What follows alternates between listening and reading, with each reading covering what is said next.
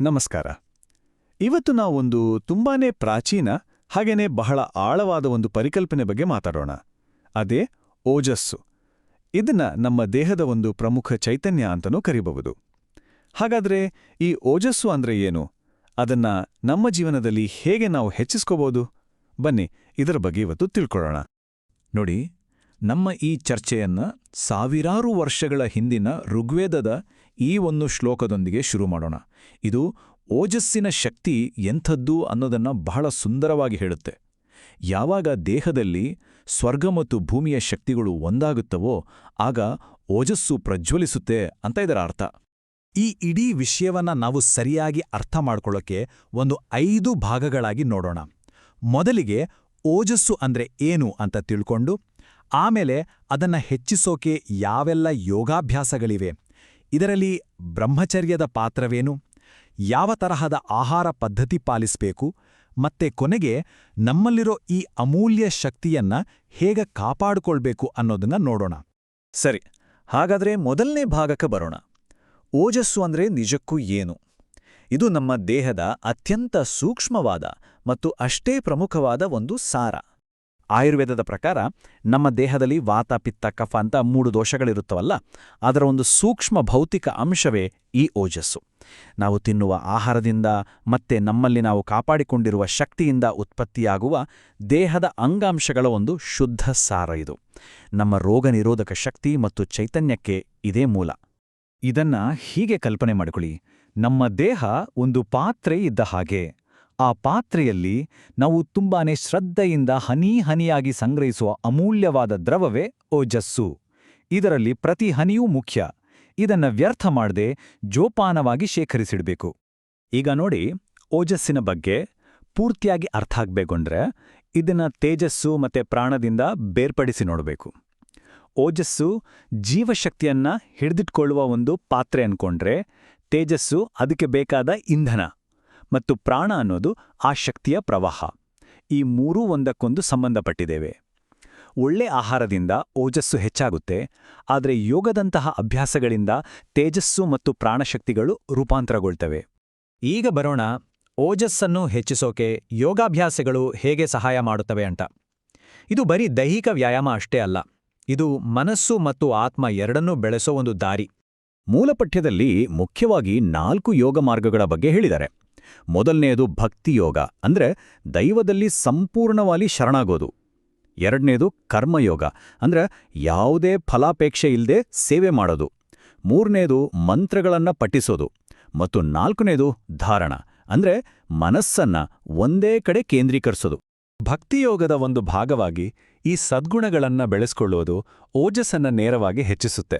ಶಾಂತಿ, ಪ್ರೀತಿ, ತಾಳ್ಮೆ, ಸಹಾನುಭೂತಿ ಈ ತರಹದ ಭಾವನೆಗಳು ನಮ್ಮ ಆಂತರಿಕ ಶಕ್ತಿಯನ್ನ ಬಲಪಡಿಸುತ್ತವೆ. ಮನಸ್ಸಿನ ಸ್ಥಿರತೆಗೆ ಈ ಗುಣಗಳು ತುಂಬಾನೇ ಮುಖ್ಯ. ಕರ್ಮಯೋಗದ ತತ್ವವೇ ಎಷ್ಟು ಅದ್ಭುತ ಅಲ್ವಾ? ನಾವು ನಿಸ್ವಾರ್ಥವಾಗಿ ಸೇವೆ ಮಾಡಿದಾಗ ನಮ್ಮ ಶಕ್ತಿ ಕಮ್ಮಿಯಾಗಲ್ಲ, ಬದಲಾಗಿ ಹೆಚ್ಚಾಗತ್ತೆ. ಯಾಕಂದ್ರೆ ಇದು ನಮ್ಮನ್ನು ದೈವಿಕ ಇಚ್ಛೆಯ ವಿಶ್ವ ಓಜಸ್ಸಿನೊಂದಿಗೆ ಜೋಡಿಸುತ್ತೆ, ಹಾಗೆ ನಮ್ಮ ಬಾಹ್ಯ ವ್ಯಾಮೋಹಗಳನ್ನ ಕಡಿಮೆ ಮಾಡತ್ತೆ. ಈಗ ನಾವು ಮಾತಾಡೋಕೆ ಹೊರಟಿರೋದು ಬಹುಶಃ ಇದರಲ್ಲಿ ಅತ್ಯಂತ ಮುಖ್ಯವಾದ, ಅಷ್ಟೇ ಶಕ್ತಿಶಾಲಿಯಾದ ಒಂದು ಅಭ್ಯಾಸದ ಬಗ್ಗೆ. ಅದೇ ಬ್ರಹ್ಮಚರ್ಯ. ಇದು ಓಜಸ್ಸನ್ನು ಕಾಪಾಡೋದ್ರಲ್ಲಿ ನಿರ್ಣಾಯಕ ಪಾತ್ರ ವಹಿಸುತ್ತೆ. ಸರಳವಾಗಿ ಹೇಳೋದಾದ್ರೆ, ಬ್ರಹ್ಮಚರ್ಯ ಅಂದ್ರೆ ಲೈಂಗಿಕ ಶಕ್ತಿಯನ್ನ ನಿಯಂತ್ರಣದಲ್ಲಿಟ್ಕೊಂಡು ಅದನ್ನ ಸಂರಕ್ಷಿಸೋದು. ಪಠ್ಯದ ಪ್ರಕಾರ ಈ ಶಕ್ತಿ ನಾವು ತಿನ್ನುವ ಆಹಾರದ ಅಂತಿಮ ಮತ್ತು ಅತ್ಯಂತ ಸೂಕ್ಷ್ಮ ಉತ್ಪನ್ನ. ಹಾಗಾಗಿ ಇದನ್ನ ಕಾಪಾಡ್ಕೊಳ್ಳೋದೇ ಓಜಸ್ಸನ್ನ ಹೆಚ್ಚಿಸ್ಲಿಕ್ಕಿರುವ ಪ್ರಮುಖ ದಾರಿ. ನೋಡಿ, ಇದರ ಲಾಭ ಬರೀ ಓಜಸ್ಸಿಗೆ ಮಾತ್ರ ಸೀಮಿತ ಅಲ್ಲ. ಲೈಂಗಿಕ ಶಕ್ತಿಯನ್ನು ಸಂರಕ್ಷಿಸಿದಾಗ ಅದು ನಮ್ಮ ಚೈತನ್ಯದ ಪಾತ್ರೆಯಾದ ಓಜಸ್ಸನ್ನು ತುಂಬಿಸುತ್ತೆ. ಅಷ್ಟೇ ಅಲ್ಲ, ನಮ್ಮ ಆಂತರಿಕ ಇಂಧನವಾದ ತೇಜಸ್ಸನ್ನು ಪೋಷಿಸುತ್ತೆ ಮತ್ತು ಮನಸ್ಸಿನ ಪ್ರವಾಹವಾದ ಪ್ರಾಣವನ್ನು ಸ್ಥಿರಗೊಳಿಸುತ್ತೆ. ಈ 3 ಹೇಗೆ ಒಂದಕ್ಕೊಂದು ಸಂಬಂಧಿಸಿದೆ ಅನ್ನೋದು ಇಲ್ಲಿ ಸ್ಪಷ್ಟವಾಗುತ್ತೆ. ಸರಿ, ಮಾನಸಿಕ ಆಧ್ಯಾತ್ಮಿಕ ಅಭ್ಯಾಸಗಳಾಯ್ತು. ಈಗ ದೇಹಕ್ಕೆ ಬೇಕಾದ ಪೋಷಣೆಯ ಬಗ್ಗೆ ನೋಡೋಣ. ಯಾಕಂದ್ರೆ ಓಜಸ್ಸನ್ನು ಹೆಚ್ಚಿಸೋಕೆ ದೈಹಿಕ ಪೋಷಣೆ ಕೂಡ ಅಷ್ಟೇ ಮುಖ್ಯ. ಆಹಾರ, ಗಿಡಮೂಲಿಕೆಗಳು ಮತ್ತು ರತ್ನಗಳು ಹೇಗೆ ಸಹಾಯ ಮಾಡ್ತವೆ ಅಂತ ತಿಳಿಯೋಣ. ಇಲ್ಲಿ ನೋಡಿದಾಗೆ ಹಾಲು, ತುಪ್ಪ, ಬಾದಾಮಿ, ಸಿಹಿ ಹಣ್ಣುಗಳಂತಹ ಸಾತ್ವಿಕ ಆಹಾರಗಳು ಓಜಸ್ಸಿಗೆ ಅಡಿಪಾಯ ಇದ್ದಾಗೆ. ಇನ್ನೊಂದ್ ಕಡೆ ಅತಿಯಾದ ಖಾರ, ಬೆಳ್ಳುಳ್ಳಿ, ಈರುಳ್ಳಿಯಂತಹ ತಾಮಸಿಕ ಆಹಾರಗಳು ಹಾಗೆ ಮಾಂಸಾಹಾರ ಇವೆಲ್ಲವೂ ಅದನ್ನ ಕಡಿಮೆ ಮಾಡ್ತವೆ. ಹಾಗಾಗಿ ಸರಿಯಾದ ಆಹಾರದ ಆಯ್ಕೆ ಓಜಸ್ಸನ್ನು ನಿರ್ಮಿಸುವ ಮೊದಲನೇ ಹೆಜ್ಜೆ.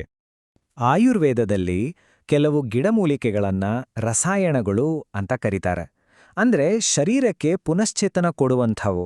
ಅಶ್ವಗಂಧ, ಶತಾವರಿ, ಶಿಲಾಜಿತ್ ಈ ತರಹದ ಗಿಡಮೂಲಿಕೆಗಳು ಓಜಸ್ಸನ್ನು ಹೆಚ್ಚಿಸೋಕೆ ಬಹಳ ಸಹಾಯ ಮಾಡ್ತವೆ.